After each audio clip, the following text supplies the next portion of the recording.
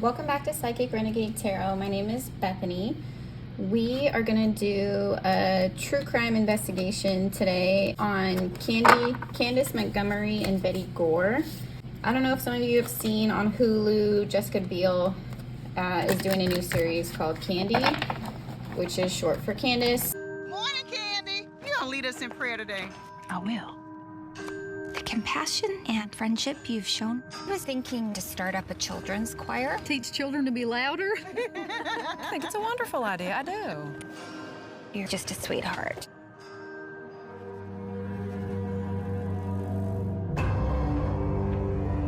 What is wrong? I know, it makes me horrible. I have an affair. That's Betty's husband. He's married. I know, but don't I deserve more? For those of you that don't know the story, basically this is just two women in a small church community became friends, and Betty and Candy both married. They both had children. Long story short, they became good friends, and Candy started sleeping with Betty's husband because she was bored and discontent in her own sex life and her own marriage. So she started sleeping with her husband, and then a few years later Betty gets axe murdered, and it comes out that they were having an affair, and the husband didn't want to leave Betty, but he gave in to the affair, and they agreed to just keep it sexual and not leave their partners. Time went by, and Betty and him gone to like a marriage counseling group at their church, and he decided to cut off the affair and he wanted to work on his marriage. So anyway, sometime after that is when Betty gets axe murdered, and her husband confesses to the police that he was having an affair with her friend Candy. They follow the evidence. She was the last one to see her alive that day. She had stopped by her house. Anyway, it goes to trial, and she denies that she murdered her. And then eventually, I think on the 8th day of the trial, she realized she wasn't going to get away with it. So she admitted to murdering her, but said it was in self-defense.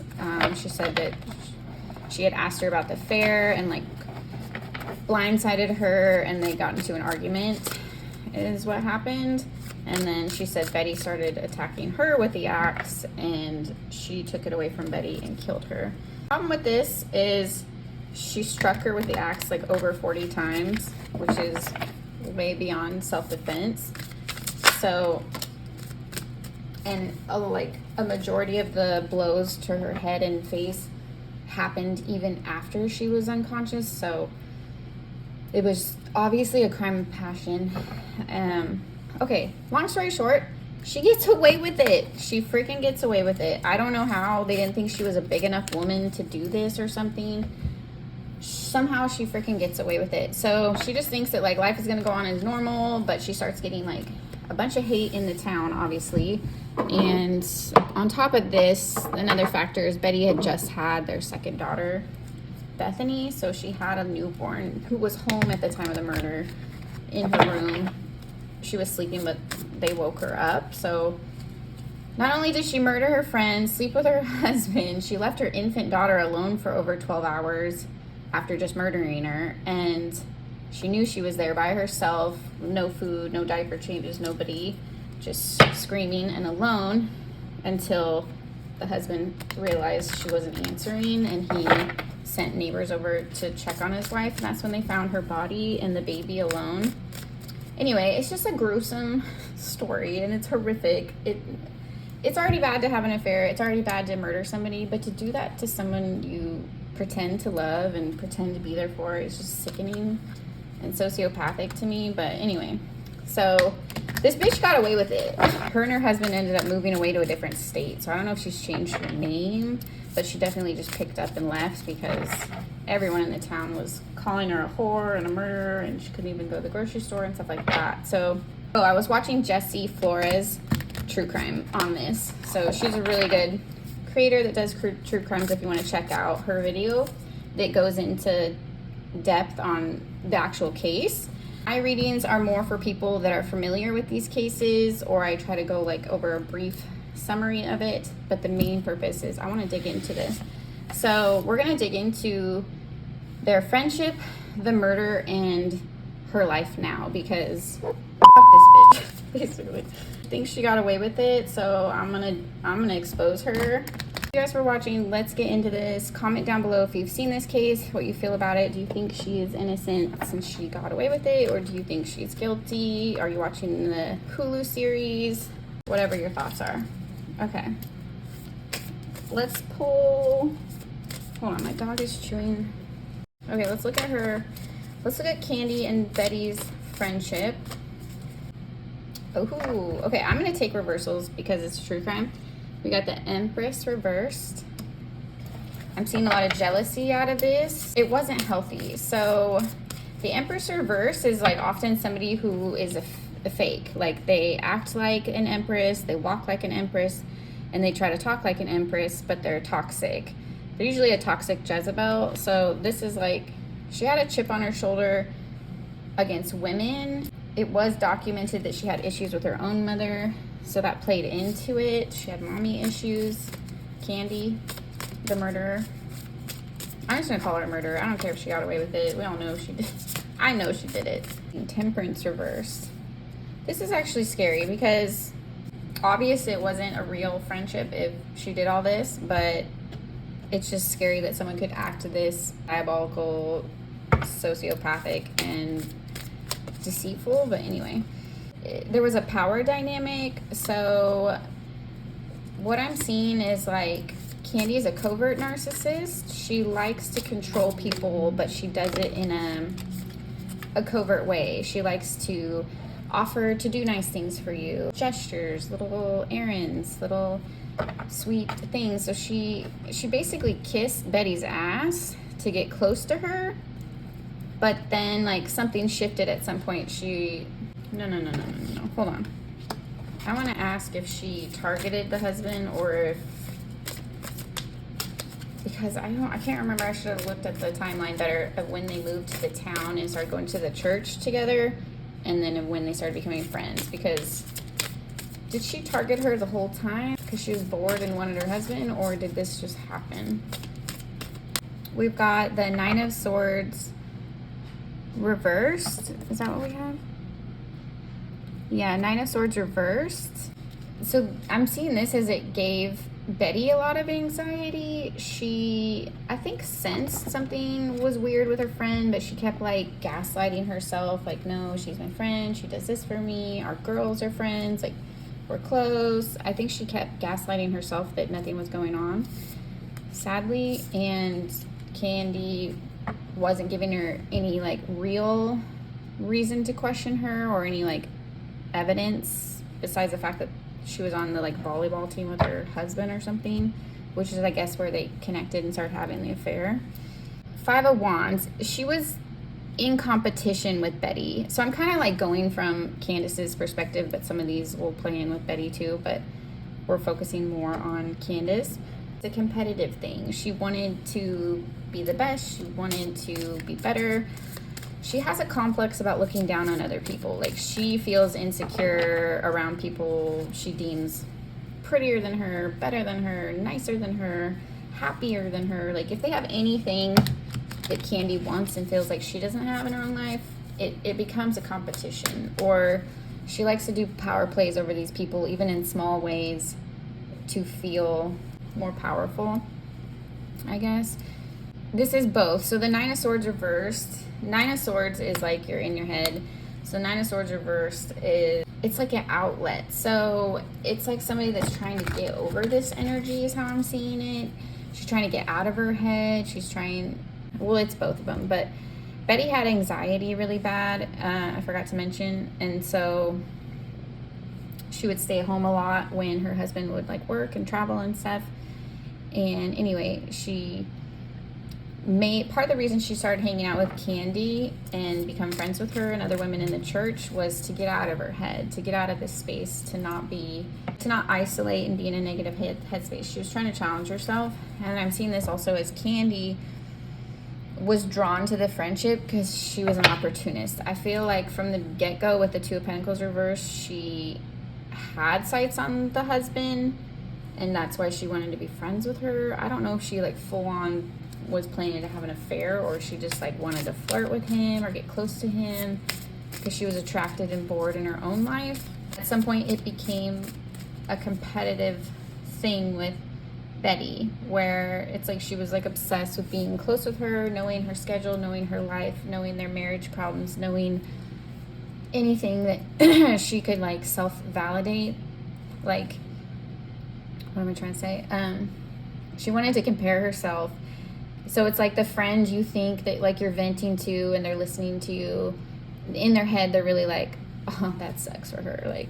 Like they're like, she's like laughing at her, or it was like giving her an ego boost when Betty would have a bad day, or they would fight, or she'd have a fight in her marriage or anything like that. So Candace was definitely getting off on the power dynamic of the situation, and that Betty didn't know what was going on. She wanted to keep the affair going with the Two of Pentacles reverse, and I feel like she may have targeted her as well, like literally from the get-go. She was an opportunist. She saw Betty's husband as an opportunity to have the sex she wanted, to not be bored, to have a little romance, to have a little excitement in her life. It was reported that she had told several members of the church that she was looking for someone to have an affair with.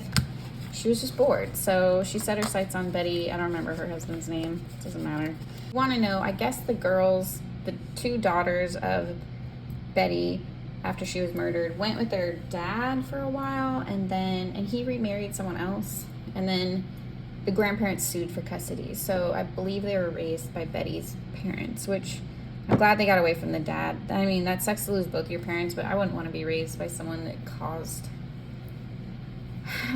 He probably never thought that his wife would get murdered, but PSA to everyone out there, 90%, I don't know the actual statistic, it's in the 90s, 90% of people that get murdered, it's by their significant other or a love triangle situation. So if you think affairs are innocent, they're really not, okay? I am supportive of people that want to be freaks. I'm supportive of people that want to be sluts. I'm supportive of people that want to live whatever kind of lifestyle you want, but do that with someone that's single and consenting, you know what I mean? And I know people lie and are deceitful, and sometimes you don't know you're the other woman or whatever the case, but that's just a little side tangent. Please don't think that that's like nothing, because day in and day out I look at these cases and 9 times out of 10 that's the reason someone's dying. So people snap, people get jealous. It's, if you really want some excitement, leave your fucking husband and go be single, you know, like do the actual work to have that kind of lifestyle instead of trying to cheat people and have both, and then people get mad, people get hurt, whatever. And if you think having an affair is like a no big deal, you don't know how psycho that bitch is. She might kill your spouse, you know what I mean? Like, I think people think like, oh, it's just a little bit of sex, it's just a little flirting fun. They don't ever see the full weight of what they're doing to people's lives. So anyway, that's a side tangent. Let's look at what happened in the murder. Their friendship was fake. Their friendship was stupid. It was a power dynamic, and as far as I can tell, she targeted her the entire time, or it became like an obsession quickly. Like, it wasn't, she set her sights on her husband, okay? I think that was the entire basis for the friendship, to be honest. I don't think she even ever cared about Betty. Yeah, the Fool in reversed. She didn't give a fuck. She didn't care. I think she liked feeling better than her, more powerful than her, like having, like, she felt like in her head it was like this validation, like she could laugh at this poor woman that was so stupid, and she could take her husband and she didn't even know, and it's honestly sick and twisted. As far as I remember, the girls were at like a church group. Candy was watching Betty's daughter and her daughter because they were friends. The husband was out of town on business, and Betty was at home with the infant, and she stopped by to like pick up the daughter's swimsuit because she was going to let her stay another night or something like that. And I think that's when she murdered her. The girls were I was wondering where the girls were. The girls were at like a church thing, and she went and picked him up after she killed Betty. So let's look at what went down when she went over to her house. The baby was asleep, and Candy came over. She claims that it was self-defense, but let's look at what actually happened. Her sunglasses were found in the garage, and I think this is going to be the key piece that I'm going to look at. sunglasses were found in the garage, but like, why would you go through the garage? You know, she was never in the garage. As far as her story was told, she came into the front door of the living room. They had like fought in the laundry room somehow, and the baby was in their room. Like, there's no mention of a garage, so there's no reason her sunglasses should have been out there. What I think is this bitch snuck, this is my theory, we're gonna look at the cards. I think she snuck through the garage so Betty wouldn't see her, and snuck up on behind her in the laundry room. Her baby was asleep. She's probably putting laundry in, just trying to do some chores while her kid sleeps, catch up on things. She's a new mom. I think her friend just hacked her to death. I doubt she even said anything. I think she just attacked her. I think this lady was obsessed with her husband, and when he cut off the affair, I think she just became obsessed with Betty and the fact that Betty had what she wanted, or Betty was standing in the way of what she now wanted. So, yeah. Okay, 4 of Cups, 8 of Pentacles, King of Pentacles. Yep. So let's look at her. This is her mentality, right? Like her motive, and then let's look at the action. What happened? And then we'll clarify it. So 4 of Cups, 8 of Pentacles, and King of Pentacles. Her motive was, oh my God, her motive was just like literally her own boredom. Like the only reason she was into Betty's husband and having this affair and all this stuff, it was like feeding her ego. It was feeding her need to be more, do more, have more. She felt like she deserved more, and she was willing to take it. She felt like she had worked for this relationship, buttering up Betty. She felt like she deserved it, deserved him, deserved to have a piece of him. I think she had fallen in love with him, to be honest, or she just didn't care. She just wanted the sex. I don't know. It was kind of both, probably. She was probably denying the feelings.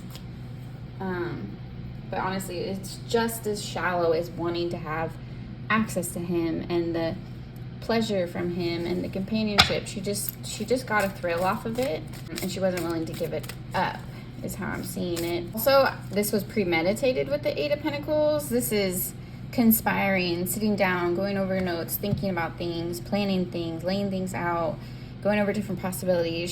She meant to do this. This wasn't self-defense. She was mad. She was mad that he cut her off. So she was already bored with her life, and then she got a taste of some fun, and then she felt rejected because he wanted to go back to his wife. He wanted to go back to his family. He wanted to work on that relationship. So she felt like discarded. She felt she had built up in her head that she was better than Betty, that she had an edge on Betty, that she was like sexier than Betty, blah, blah, blah. Like she had puffed up her own ego that she was better, and the husband was like, nah, not really. This was fun, but I'm done. He wanted his wife. He wanted his family. So when she realized she could sleep with the husband, but she couldn't make him fall in love with her, I think she snapped. She got angry. She started comparing herself to Betty. She started feeling insecure. Instead of feeling like cocky and confident, she started noticing ways that Betty was better than her, smarter than her, happier than her, a better mother than her, just a better cook, like any little comparison she could find. She started kind of digging at her own ego, and it probably reminded her of a relationship with her mom and how she felt invalidated by her mom, and so she snapped, is how I'm seeing it. With the moon here and the 8 of Cups and the 7 of Pentacles. Oh, hell no. She really thought in her little warped freaking brain that if she killed her friend, she could get away with it and then leave her husband and take Betty's. Because this is deception with the moon here. She planned this, and I do believe it was a sneak attack from behind, like I said. Or she might have turned around, but she came up on her. I don't think Betty knew she was there. She said she was gonna come by for the swimsuit, so she probably just said like, come and grab it. I don't know. Anyway, she came up on her, with the moon here. And then she fled. She left the baby and she just took off. She really thought that no one would think this was her. But we're circling back to her actions. Like, I'm asking about the specific murder, and it's going back to her motive. Like, it's 7 of Pentacles. This is an investment. Like, she took this action as an investment because it was a means to an end. She just wanted to get rid of her friend because she was standing in her way. She decided she deserved her husband. She wanted this life. Her girls got along with her daughters. She would just take over. She just planned on leaving her sad little boring husband and taking Betty's. She was really gonna sit there and act like she didn't hack her to death and then try to live happily ever after with her man, which is completely psychotic. Queen of Cups here and the Page of Swords. Yeah. Page of Swords is like my stalker energy. It's definitely, especially in a crime reading, it's like obsession. So the Queen of Cups is reminding me of the High Priestess card right now, but it's like Delulu vibes. So I'm not getting like a good High Priestess or a good Queen of Cups. I'm getting someone that, like how her hands are up. She's just like, I didn't do anything. I'm innocent. Like, she likes to play the victim. It's definitely a water sign tactic to get out of things. They just deny, and deflect. She's just like, who, me, little old me, like, couldn't be me. No, like, she just thought, this bitch thought she would get away with it. And she kept up on everything. She tried to play her cards right. She tried to spin the story. She kept going to church. She kept hanging out with everybody. She carried on her life as normal. And I'm seeing the Page of Swords is like, this was a way for her to keep tabs on if anybody was suspicious. She didn't want to look suspicious, but also she wanted to stay in the mix to see if anyone else was suspicious. So she really, this bitch is calculated, super calculated. 10 of Wands fell out. So this dumb, I'm trying not to guess, she's pissing me off. This dumb chick, Candy, thought she was just gonna like walk away scot-free and this is gonna be easy. And she found out that's not how it's gonna go down. No one's just gonna get over this. No one's gonna forget that you hacked up your friend, even if you say it's self-defense. No one's gonna forget that you were screwing her husband for 2 years while you pretended to be her friend, threw her a baby shower, did all this fake BS while you were just being a little hoe in the background. So she just basically, I think she's so delulu. Her husband definitely played into her delusions and enabling. Anyway, he stood by her during the trial, which I don't know. I don't really care. I'm not one to judge their relationship, but if my spouse had an affair and then killed the husband, like whatever it is, I'd not stand by him. I'd be like, you're a piece of shit. Get out of here. So he definitely enabled her a little bit into this delusion, and she just thought, like, I just think, you know, it's the 80s. She's a little white woman in a church community. Like, she's very sheltered. I just think she thought no one would suspect her. She could get away with this. Like, she could just cry and there wasn't enough evidence and they just would never think little old me could do this. It's pretty clear to me this was completely, like, premeditated. It came out in this order. Page of Cups. See, she's thinking about it, and even the way he's like his legs are like floating off to heaven. So she's like thinking about her friend dying, thinking about killing her.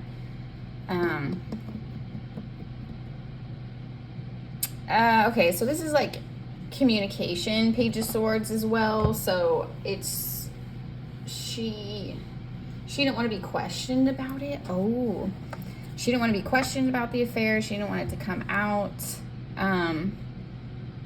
And she was angry about being cut off and not having access to her husband, not getting to communicate with him, it just being different. It's weird because it was like a crime of passion, but it built up. It's like she did plan it, but still in the moment she went into rage because she wanted to do this so bad. Like, she had built up so much anger and jealousy and resentment towards this woman who she put herself in competition with. This is so sad. Like, Betty was just her friend. She didn't do anything to her. She just thought that they were friends. And she's so jealous and psycho and obsessed with this woman and her husband that she kills her. Like, that's so sad. This is why I don't like people. Just kidding. I love people, but I don't like people anymore. Does that make sense? Like, I want peace and love and happiness for everyone. I want everyone to be happy, everyone to be okay. But I just don't like hanging out with people anymore. Like, except for my friends, a couple of friends. But so we're gonna pull on where's this bitch now. So High Priestess reverse. She's cut off from the divine. She's cut off from her own intuition, and she's cut off from her guides. 9 of Pentacles reverse. Her husband left her, and she doesn't have enough money, because this is like single and happy. So this is like, she's still single. I think her husband left her. Let's clarify. And her money is definitely not right. She's like a mental health counselor now. Like, how scary is that? Can you imagine your counselor's an axe murderer? Jesus. Yeah, he left her. The Lovers. Ooh, hell no. She still has affairs. So I don't know if he caught her having another affair and left her, or what happened. If they're still together, she's cheating on her husband still. And if they're not together, let's clarify. He caught her cheating again is why he left her. Oh my God, 3 of Cups. He caught her cheating. This bitch. So she wasn't done with her little thrills. She thought she could take it to another state. You know, her little covert little narc brain was like, I did it once, I'll do it again. I got away with murder, right? And that was fun. Ugh. Oh my God. Okay. So how's her life now? How is her life now? 4 of Swords. This bitch don't do nothing. She's depressed. She's like living in her own personal hell. 9 of Swords. So you know what's funny? This was in the beginning of like the energy that she was trying to escape, and part of the reason she was drawn to her friendship with Betty in the first place, and to fucking up Betty's life for her own entertainment. I don't know, it just wasn't worth it. She doesn't feel good about herself. She's still in that same energy. It didn't make her feel better. It didn't make anything better. It made her life worse. She's just realizing that like her ego got so out of hand. She thought she could do whatever she wanted and she would get away with it, and she's not. She's not happy. She hates herself. I feel like she just slumped down into like a darker depression than where she was at before she ever met Betty. Queen of Swords. She's losing her mind. Yes. Thank you, Lord. Thank you for sweet, sweet karmic justice. Bitch is going crazy and stupid. She's probably getting dementia. I think she's in her 70s. So she's probably going to get early onset dementia or some kind of mental like depreciation. Shouldn't be a mental health counselor. She's not qualified. She's not mentally sane herself. And with the Queen of Swords reversed, like she's not even confident. She's not like, she feels like her intellect is dwindling.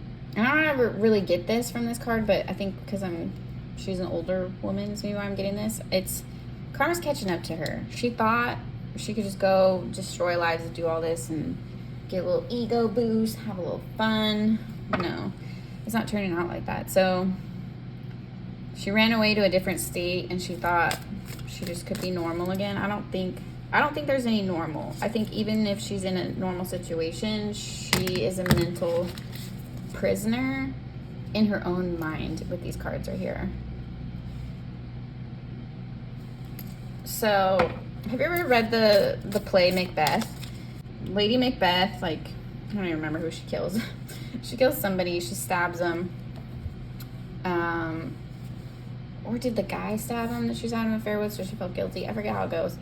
Anyway, there's a scene in in Macbeth where the queen is like washing blood off of her hands. I think her husband gets killed. I forget. All I remember is the part where she was responsible for someone's death or she did it herself. There's a scene in this play and she's sitting there and she's washing and I think her hands are literally clean, like it's days later or something like that. Like she just keeps washing and washing, like she's going psycho, like she's seeing blood on her hands and it's not there. Like she just feels dirty because she's dirty. Her spirit is dirty. Her aura is dirty. She's an evil person in a negative energy committing murder. And it's like the same kind of fate for Candy. She is torturing herself in her own mind. So even when she tries to forget it, she tries to move on, she's trying to do other things, her own brain is beating her up. Her own brain is, you're a piece of shit. Like, her own brain is attacking her. Or these spirits that she's collected from doing this kind of stuff. I do think spiritual influences exist, especially in murder situations. So even if she's not a possessed woman, like foaming at the mouth, that doesn't mean an entity is not influencing her to do this, or an entity isn't attached to her and following her around and making her miserable. So does that make sense? So there can be like, you can have like an entity attachment or a full-on possession. So this is just more like, there's like an influence, and then there's like an attachment, and then there's like haunting, and then there's like a possession. That's kind of how I see it. But anyways, tangent. She's going crazy. Does ever get the truth? Will Betty's daughters ever get the truth about what happened to their mother? Is she ever going to confess what actually happened? The Empress, Four of Pentacles, Four of Cups reversed. They're going to get their answers, but I don't think it's going to come from Candy. Like, I'm seeing this as like Betty is going to come through and like nurture her daughters or talk to her daughters or channel in some way. Like, they're going to get a message from their mother, either from like a psychic like me, like going over the case, or like just intuitively, or she might give them a dream, something like that. Like, they'll be taken care of. She definitely takes care of her daughter on the other side. And the Four of Pentacles, she keeps them close to the chest. I feel like Betty's actually really close with her daughters.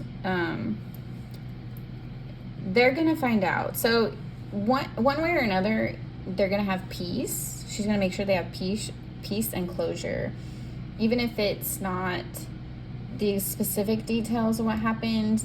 They're gonna know within their soul that their mom was murdered and it wasn't self-defense. Like, they're gonna know. They're gonna have peace about that. God's gonna give them peace about that, or whoever they pray to, relate to, that kind of thing. Four of Cups reversed. It's not what you... Four of Cups reversed is like, you're not getting what you want, but it's good enough. It's kind of like, you're not really disappointed, but you're not satisfied. It's kind of that weird energy where it's like, say you're hungry and you go to a restaurant and they give you the wrong meal. It's like, it's not really what you wanted, but you're still eating, so it's like, it's okay. I'm getting that kind of energy. They're not going to get the exact specifics that they want. They're not going to get the exact information. It's certainly not going to come from Candy, but they're going to get answers and closure and peace. So it's going to be okay either way. Anything else you want to drive home about Candy? Okay, the Magician.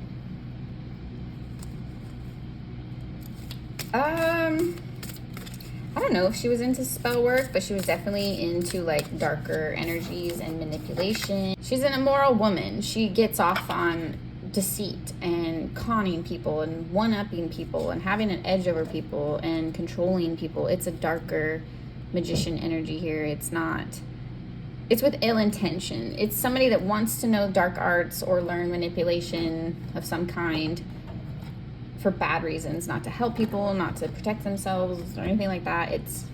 She just wants to take from people and feel powerful. Knight of Wands. Thank you, Spirit. You remember when I was like, oh, she kept having an affair? Nobody wants this crusty old bee, okay? She's not having any sex. I think her husband left her. If he didn't, for any reason, it's coming through as she's single. So they have no love life. They have no sex. There's no connection, no attraction. If she's trying to date, she's getting turned down. I'm seeing this as like this. I think her husband left her, but if he didn't, their energy is coming across. So sorry, you guys, my video cut off. But what I was saying was their energy is coming across so detached that she's coming across single to me, or at least there's absolutely no action in their relationship if they're still together. And then while the camera cut off, these two cards fell out next, Ace of Wands and the Judgment. So it just reaffirms to me that this is exactly her karma. So Candy is dealing with no passion in her life, no excitement, no sex. She's feeling judged. I don't know if she'll admit to herself that this is karma, but it's like the frustrated state of mind that led her into this affair that caused this whole situation and ended up in Betty's murder is her karma, is her judgment. It's just spirit reaffirming that she's living out her karma, is how I see it. So it's like an eternal state of that disappointment and that feeling of lack and that feeling of no excitement, just the ultimate like boring life. I don't know if you've ever been in that state of mind where you just get really stale and stagnant and bored with your situation or relationship or just life in general. And what's that song? I can't get no satisfaction. Like that. It's just like no matter what she does, it's never going to turn out in her favor. And that's how it should be, because that's her karma. Okay, enough about Candy's nasty little ass. The thing I like to do, well, okay, so with my true crimes, I dig into the situation. I like to expose the killers or potential killers, but I also like to reference the victims. I don't dig into their energy as much because I want to be respectful of them, because they didn't make this choice, you know, to be put in this situation. But also because their voice was taken away, I like to give them a moment to speak at the end of my true crime videos. So if Betty has any messages for her family, friends, or anyone watching, I'm going to pull those now. So she does want to speak. I feel like she speaks actually often with people that she cares about, people that she watches over. It's a reason that this case became known. I feel like her spirit contacted the people that would make this a series in Hulu, that would develop it, that would get her story out there. Her spirit is prompting those people and putting her story out there. So Betty is very much a part of exposing Candy and what she did, especially since she got away with it. Look, even the blood, like the bottom of, I've never seen this before, the bottom of his shoe is red. She's like exposing what was left unsaid, what wasn't looked at, the evidence that was disregarded. Like a bloody footprint you look at, like, you know, a sign that something terrible happened. So it's like an indicator of that. Five of Pentacles reversed. So she's saying, don't worry about her. Don't worry about her spirit. She's at peace. She's at rest and she's somewhere better. But she's fighting to make sure justice is prevailed. That even if Candy gets away with this, she'll never get away with it. She's making sure population, like everyone knows what happened. So, you know, even if she doesn't go to jail, her life will still be ruined. Because it was ruined in the town that it happened in, and then she left and went away to live her life, right? So Betty's looking at it as she's trying to get away with it, excuse me, or trying to just escape the consequences of having to live under that reputation of her actions, what she actually did. So she's saying, don't worry about her. She's okay, and she's making sure Candy's gonna pay for this in one way or another. High Priestess reversed. She feels stupid for being fooled by Candace. She feels stupid for falling for it, for not seeing through her, for trusting her as a friend. Maybe she had little gut feelings that something was going on and she, you know, poo-pooed it in her head, like, no, my friend wouldn't do that to me or whatever. So she's acknowledging that she should have known better, and she feels dumb for that. And it's, I don't know, it's not like an anger she holds, but she just wants the message to be out there that, like, if you get those gut feelings about people, don't gaslight yourself. There's a reason you have that voice inside of you to guide you, and yeah, you need to listen to it. So if you have reservations, hold on a second. Okay, sorry. It's funny because the High Priestess came out reverse under the Hierophant, upright. So it's like she's reached this enlightenment, this peace, this contentment with her soul. She's not searching. She's not in pain. She's not confused. She can see all aspects of it. So it's like she's thankful for that. She's thankful that she can see everything. Just acknowledging that she's healed through death, because the ways that she was weak, or the ways that she didn't pay attention, or the ways that she didn't trust herself, she's alchemized past those in death. It's like if she comes back in the next cycle, if you believe in multiple lives, if she comes back in another life, this wouldn't happen again. She's learned her lesson.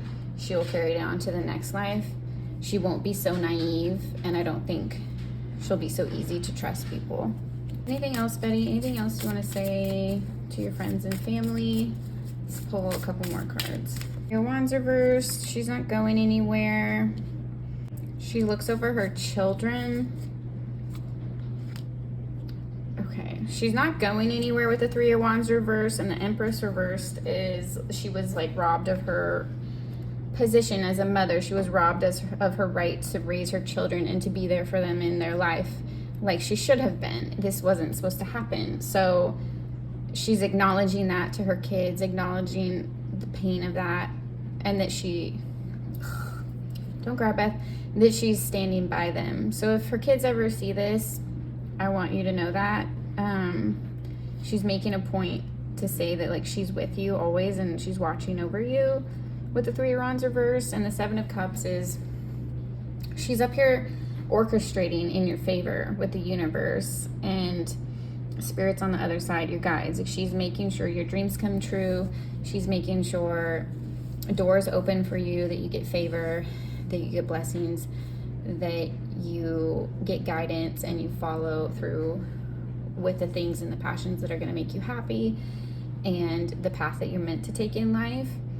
And I believe that she's also saying to people that are questioning, if you're questioning your choices or questioning what you want, or feeling like you're not good enough for something, she's saying like go for it. Like go for your passions, go for your dreams.